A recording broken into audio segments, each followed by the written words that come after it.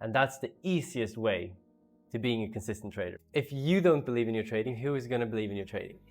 Trading is a mirror, but the fun part about it is that you can clean that mirror. But for you to clean that mirror, you need to understand why is it that you don't believe that you're a good trader? Why are you not a successful trader? Just from personal experience, what I can see is that most people just don't have something to fall back on. They don't have like a masculine structure in their trading. They don't have a structure that they can fall back on, like a really good system. And from this, we start to create these problems like emotional trading, and we think that this is a psychology problem. But in reality, you just don't have any sort of base, any sort of place where you can trust yourself in your trading.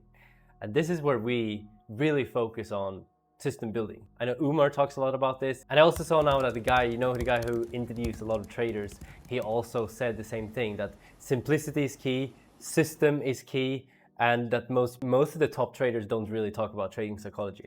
Trading psychology is real, but it's not in the way that you think it is. And I believe that like the way you can think about it instead, it's okay, first you have your system and then you have your mirror.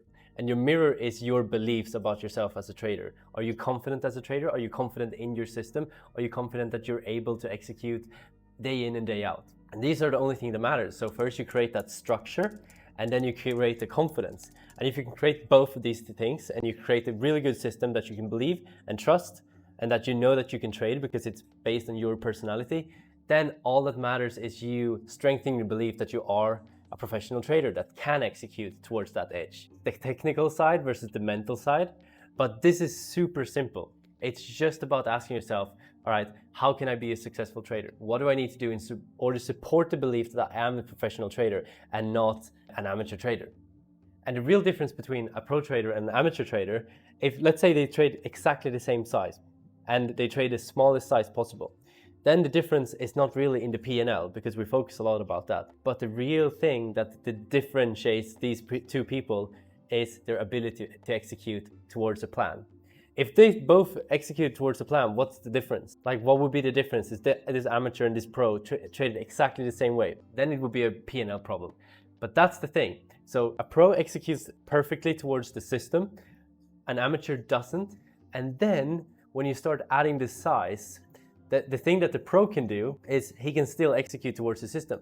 But, so let's say the amateur learns this system and can execute towards it perfectly, okay?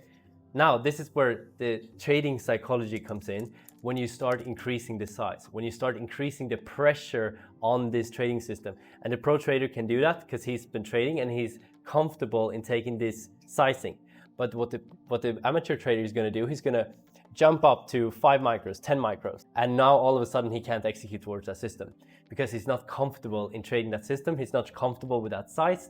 And this is also the biggest problem with prop firms, is that they make you trade huge size from nothing, and they know you can't handle it, they know you can't handle the pressure. So this is why when we work with traders, we literally make them go from 1 micro, 2 micros, 3 micros, 4 micros, 5 micros, and we can see where the system breaks, we can see where the comfort zone is. And that's when you start adding visualization. That's when you start adding all these things with the trading psychology, is how can I support the belief that I can add and increase my size? So that's what you want to do. You want to start adding pressure slowly as an amateur. I'm not even saying it's an amateur. I'm just saying with a new system, you want to add size slowly and not in the way that the prop firm wants you to do, to just go from 50K to 100K to 150K and even more, and even 20 accounts like Apex does.